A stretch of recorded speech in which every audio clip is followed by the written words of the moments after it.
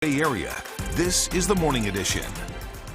The end of the Oakland teacher strike may be getting closer after both sides agree on some key issues that the union wanted addressed. San Jose's new mayor unveils his plan to get people off the streets while advocates for the unhoused are pushing back. And UC Berkeley's newest graduates exit campus with optimism and joy, but now enter an uncertain job market. Good morning. It is Sunday, May 14th. Happy Mother's Day. I'm Devin Feely. Let's start with a quick check of our weather with First Alert meteorologist Brian Hackney. Good morning. Fog, low clouds start the day with is in the forecast, and then later in the day, not quite as warm as it was yesterday. So we'll get cooler with clouds at the coast. It will remain warm inland. High temperatures, 75 at Santa Rosa, 85 at Livermore. It was up into the low 90s at Livermore yesterday, so the temperatures come back about 7 degrees. Today, San Jose hits 81. A lot of low clouds at the shoreline and 63 for Pacifica. We'll have more weather, but first, let's get the news. Well, this morning, negotiators appear to be making progress towards ending the Oakland teachers' strike. They've agreed on some of what the teachers union calls common good issues. Now, those items include housing and transportation, a community school grant program, black thriving community schools, and limiting school closures.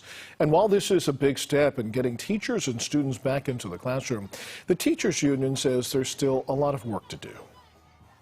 We're cautiously optimistic about negotiations right now for the entire collective bargaining agreement, but until negotiations are completely over and until we've actually signed an agreement, the fight kind of continues at this moment.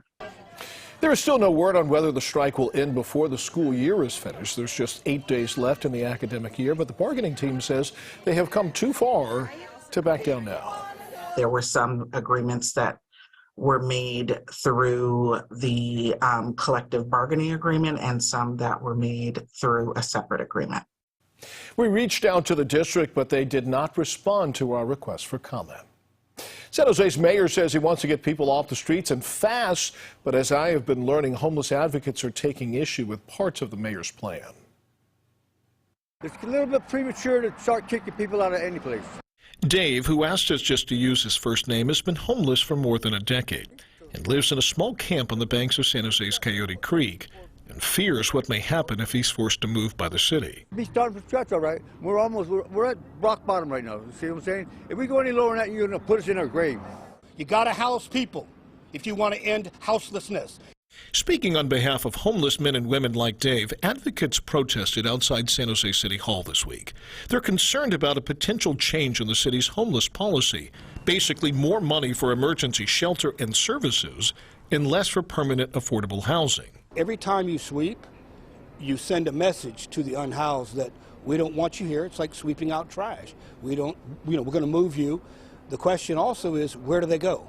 San Jose Mayor Matt Mahan says the stark reality is building permanent housing is often too expensive and too slow to address the homelessness crisis. We have 5,000 people living outside right now. The answer to homelessness is to build shelter, to build treatment centers, to build affordable housing, and to get people indoors. The devil, as always, is in the details, and Mahan's get tough approach would force the homeless into treatment or shelter, possibly over their objections. I'm focused on building basic, dignified, individual housing units and inpatient treatment for every person who needs it, and then expecting and ultimately, if we need to, requiring that people come indoors when those spaces are available.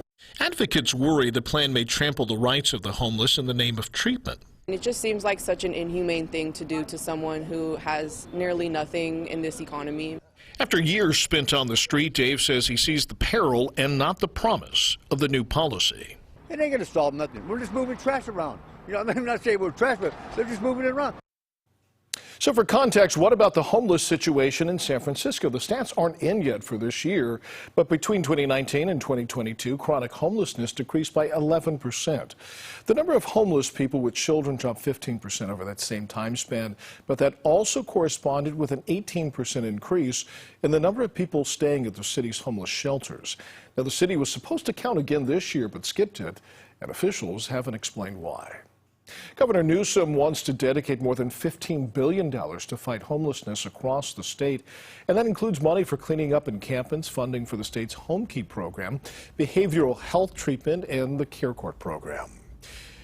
Friends and family members gathered on Saturday for college graduations in the Bay Area. UC Berkeley and Cal State East Bay grads are now on their way to the next chapter of their lives. Berkeley grads are excited to enter the job market, but a lot of them express concerns about the uncertainty of the world right now.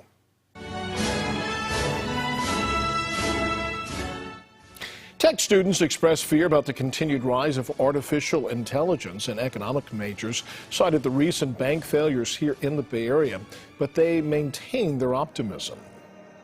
I've grown up in America where there's always kind of that level of uncertainty and anxiety. It's a quickly changing world that we're being thrust into, but one that I feel like we can still kind of take by the scruff of the neck a little bit. I don't know.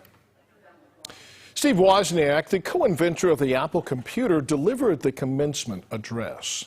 Also on Saturday, 24 high school students of color from Oakland graduated from the inaugural Economic Equity and Financial Education program.